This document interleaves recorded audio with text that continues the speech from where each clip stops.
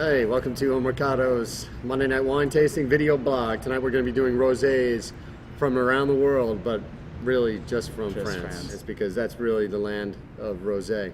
And really quickly, rosés are originally a byproduct of red wine. Rosés originated, basically what happens is winemakers had their red wine in a vat, and what they wanted to do is they wanted to increase the ratio of liquid to pulp or liquid to skins to increase the tannins in the red wine. So what they do is they bleed off Saignée, the Saignée method, to bleed off wine out of the vat, and that wine that's bled off the vat, usually within 2 or 3 days of the maceration, they bleed it off, like I said, to increase the juice to skin ratio. And that wine that's bled off, well, it's got a little bit of color on it, a little rosé color on it. What they do is they vinify that separately as rosé wine. First done in Bordeaux, claret wines, pinkish wines, and really that's why we have rosés for the most part. Now, what Mike just described is just one of the techniques that is used to make rosé wines. The second one that is used is just the contact with the skins, where the main focus is to make that rosé wine instead of it being a byproduct. So what they'll do, they'll only have the skin contact for just a few days, 1-2 days, maybe 3 at the max, and then they'll completely drain off all the juice. And then what you have left is a pinkish wine. So the first wine that we'll be doing is the Atmosphere Rosé. Now this actually comes from the Var region in the Provence, which is going to be the region in France where you find your most typical rosés. This one is a blend of Grenache, Syrah, Cinsault, and Cabernet as well. The slopes on this one is very steep, close to the Mediterranean coast.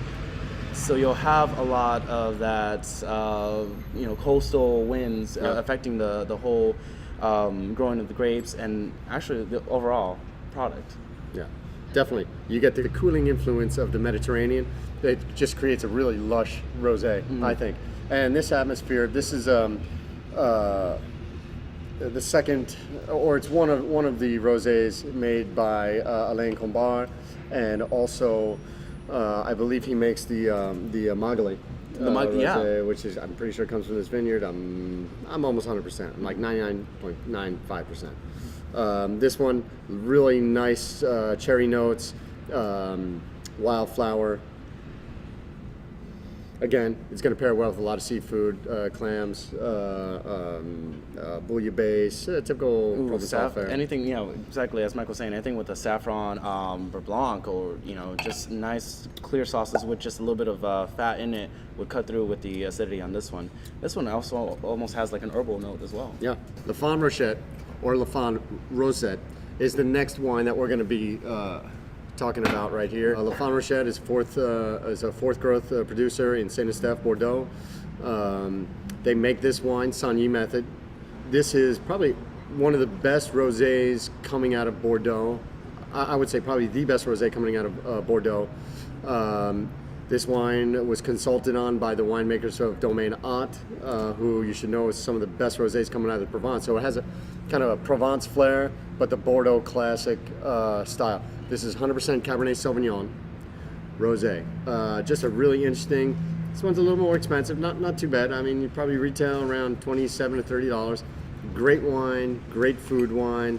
The next rosé that we are featuring tonight is Yves Couilleron's Cybele Rosé, 100% Syrah. Now, this Syrah is sourced from his vineyards in northern Rhône, in Collines Rhodanienne, northern Rhône. Yves' grandfather started his vineyard back in 1920. He went away, he was born in the 60s. He went to Alsace in the army. He was going to be a mechanic. The parents were going to sell the vineyard. And in 1987, he said, wait a minute, let me come back and give this a try.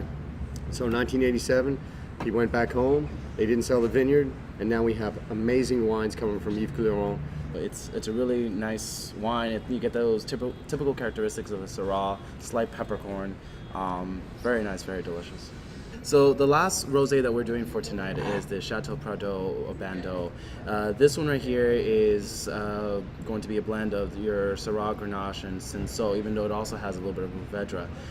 For their typical reds, actually, they'll use 100% Mourvedre, but they like to use the other grapes, kind of a classical traditional way of making the rosés where they have those grapes included into it. You know, your typical Rhone varietals, just made in a very robust way, as most Bandols are.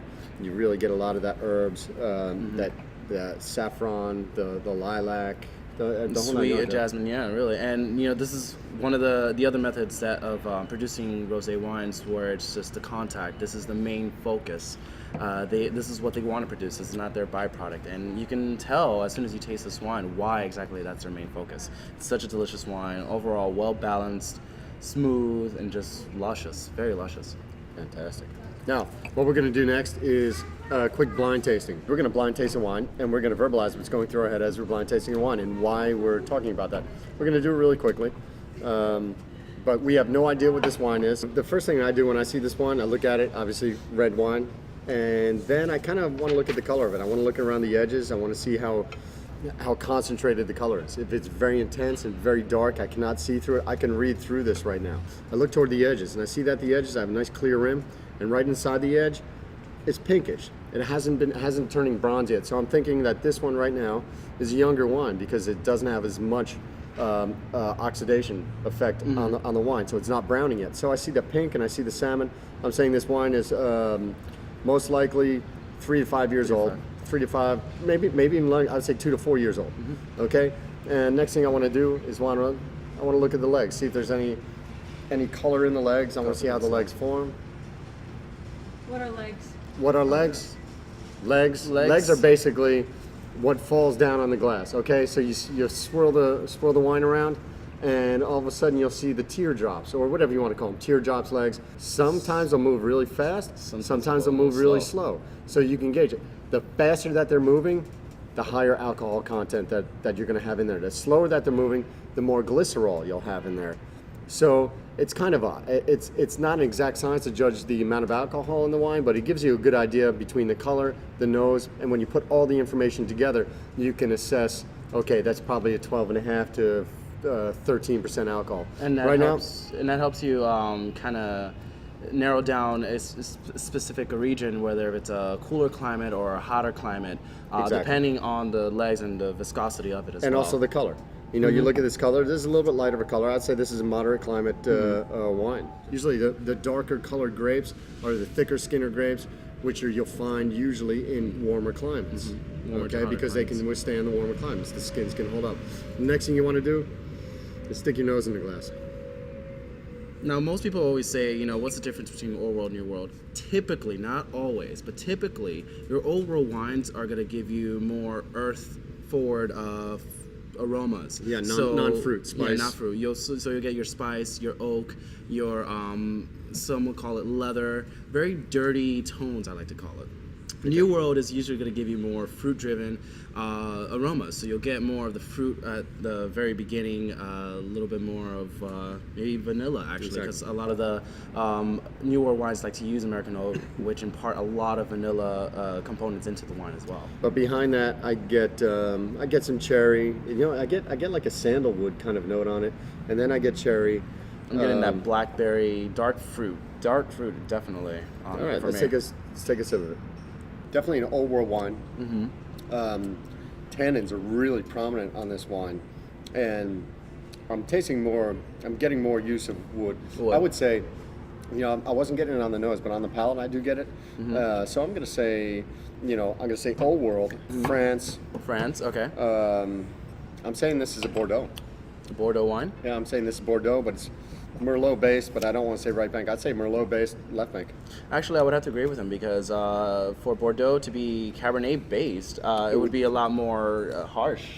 It would. I think the color would be Darker. a little bit darker. I think there'd be a little more fruit in there, but I'm really just getting tannins and non-fruit massively. So I'm gonna say this is left bank Merlot based Bordeaux wine. All right, perfect. All right, time to reveal actually. And it is our Chateau Patachaud Medoc Bordeaux wine. Thank you for joining us on our rosé tasting. So next week, don't forget sake tasting with Morgan from Stakel. She's a sake som. Is that right? Sake Som, sake professional. So we're very excited to have her in to taste all the different styles of sake. So be sure to join us for next week. So that should be very interesting.